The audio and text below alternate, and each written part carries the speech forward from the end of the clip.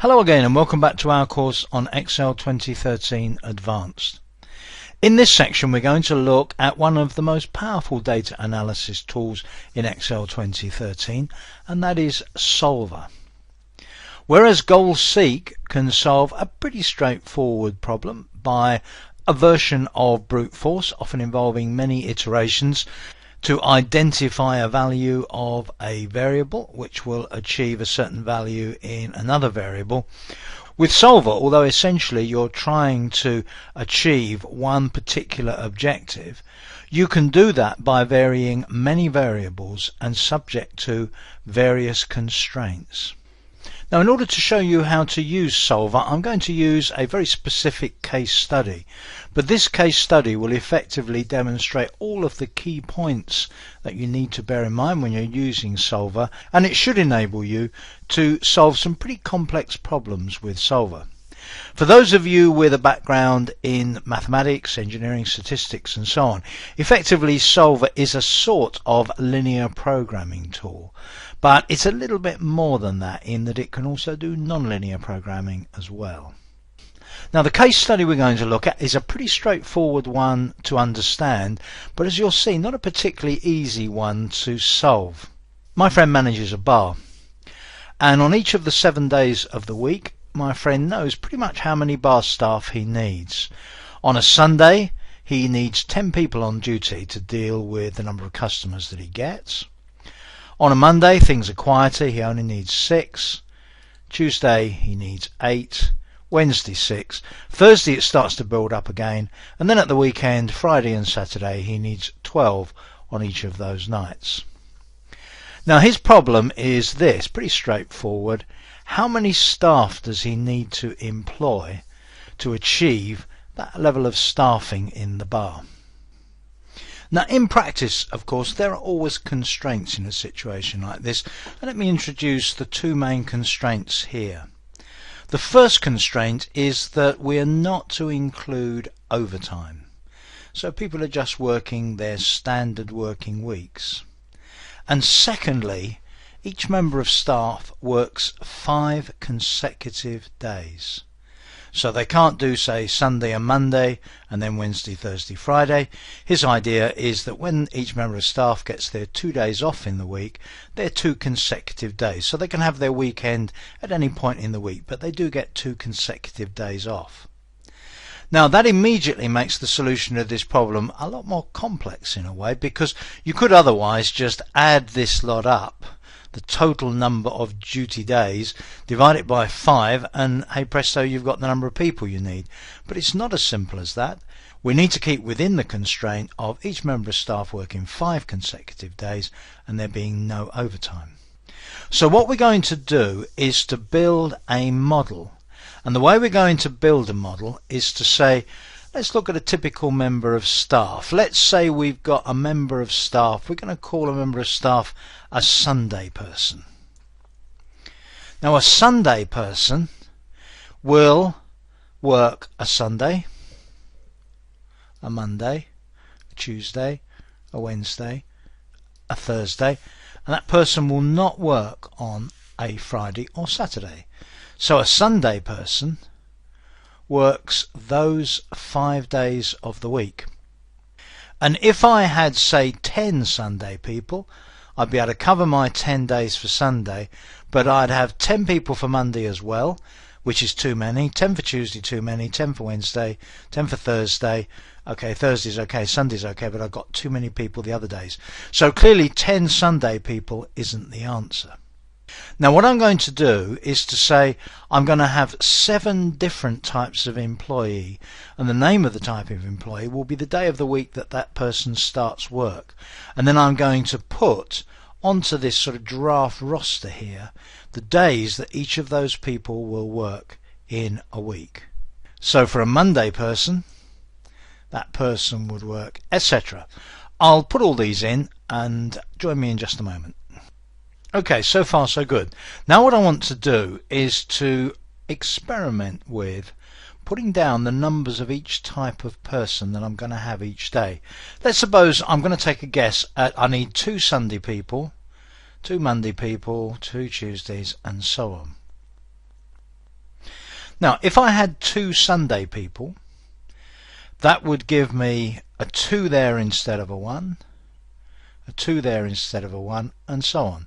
So that would contribute 2 members of staff on each of the days of the week: Sunday, Monday, Tuesday, Wednesday, Thursday. And in fact, the number here, which I started off with as a 1, the best thing to put that as is equals $A, $6. Basically, whatever number of Sunday people I've got will contribute the same number of staff on a Sunday, and then I can fill that right for each day that a Sunday person works. So if I've got 2 Sunday people, that gives me 2 on a Sunday, 2 on a Monday, 2 on a Tuesday, 2 on a Wednesday, 2 on a Thursday. Similarly, here for Monday people, rather than just put a 1 there, what I want there is that equals $A, $7. So however many Monday people I've got, that's what I get there, and so on. So let me fill the rest of that. Join me again in a moment. So the next step is to work out for each day of the week how many people that means we've got on staff. Well, if I look at cell C14, the total number on duty will be the sum from C6 to C12. So according to my current guess, I've got 10 staff on duty. Now let me fill that and get the equivalent sum for all of the other days of the week. And I can now put my first constraint into a more mathematical, perhaps a more Excel-like language. And I can say my first constraint is that these numbers, the numbers on duty, are always greater than or equal to the number required. And my first guess of 2 types of each person works for 5 days of the week. It only comes unstuck on Friday and Saturday, where I don't have enough people. So that's really where Excel is going to come in, because I'm going to say to Excel, work out a better way of doing this so that I get Friday and Saturday covered as well, but with the minimum number of staff. So with the minimum number of staff, so let's put this next constraint together. By the minimum number of staff, what do we mean? Well, at the moment the total number of staff will be the sum of that part of column A. So if I do an auto sum in there, 14 staff at the moment, that's the number that I need, and I would like that number to be as small as possible, but at the same time each of these numbers must be at least as big as its equivalent number in that row. And that's what we're going to ask Solver to figure out for us. Now there's one other constraint that I haven't mentioned so far, and some of you may already be thinking that you can see a flaw in all of this, but it's a very common type of constraint, and it's one you need to be very careful to maintain when it's needed, and that is that each of these numbers must be a whole number. You can't have 2.5 Thursday staff and 2.5 Tuesday staff. You might argue, well, you could maybe have part-timers, but that's not what we're doing here. You could certainly do that with Solver. You would make the model a little bit more complicated, but it would still work. But we are going to insist that we only have full members of staff. So each member of staff is a whole member of staff and does 5 consecutive days of work. Now we come to a slightly unusual step in the overall process. On the Data tab, it's very likely that you won't be able to see the Solver command. And what you need to do is to enable the Solver add-in. There is a rather difficult to remember keyboard shortcut to do this, but if you go into the Excel options and click on add-ins, at the bottom you've got Manage Excel Add-ins as an option in this drop down here. Click on Go, you get this little dialog, Add-ins dialog, and we're going to use the Solver add-in.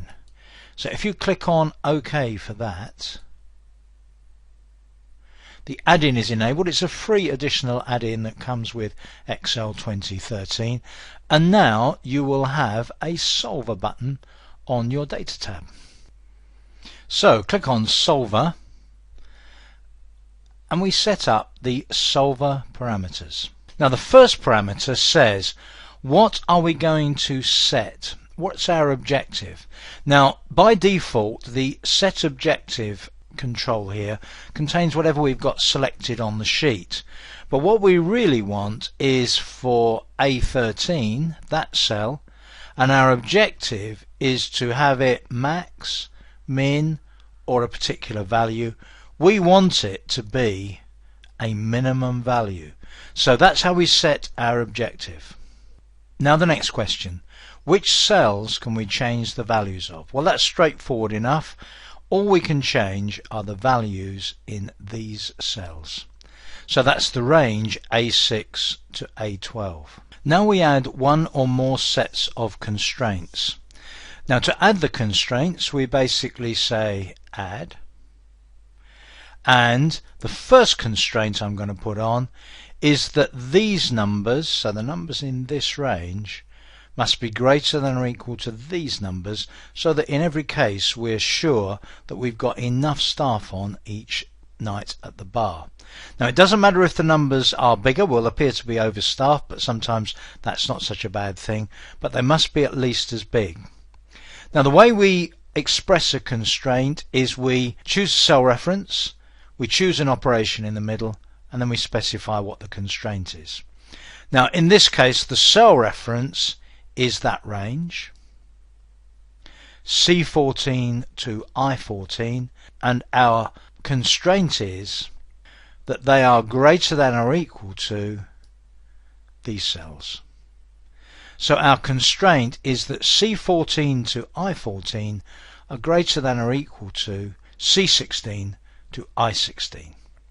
So click on OK and I'll see my first constraint in place. Now for the second constraint. The second constraint is that the cells A6 to A12 are integer values. So I click on Add again, choose the cell references. This is a very common requirement, one of the standard constraints. There's a particular value down there, int, which becomes integer. So basically you're saying that A6 to A12 must be whole numbers. Click on OK. And now I've got my second constraint in place. Now before I click the solve button and come up with a solution to this, just like to talk about one other thing. There are three available solving methods. The default here is GRG nonlinear. There are two others. Usually with reasonably straightforward problems the GRG nonlinear option will come up with a good solution. If for any reason that doesn't work, you can try evolutionary, and then in turn as a last resort maybe you could try simplex linear programming as a third option. We're going to stick with that one. With these there are various options. I'm not going to look at those now. I'm really just trying to give you a good case study now of a good example. Let's click solve and see what we get. Now when we click solve, Solver tells us it's found a solution. We're given the option of keeping that solver solution. We can even save it as a scenario, or we can restore the original values, go back in, maybe change one or two constraints, and we can return to the solver parameters dialog. Now on this occasion I'm going to click OK because I think that's going to turn out to be a good solution. And there we are. Solver has told us that we need 1 Sunday person, 3 Tuesday people, 4 Wednesday people, and so on. And as you can see, we've achieved our minimum staffing level on each day of the week. We've got extras. In fact, on a Wednesday we've got 9 on staff when we only need 6. But I would probably bet quite a bit of money that you can't come up with a smaller number than 14 to satisfy those constraints. Solver's pretty good at solving these things, and although it came up with the same number as my guess, don't forget my guess didn't satisfy the constraints. So there we are. That's the use of Solver in data analysis in Excel 2013, and in fact that's the end of our last section on data analysis in Excel 2013. I'll see you in the next section.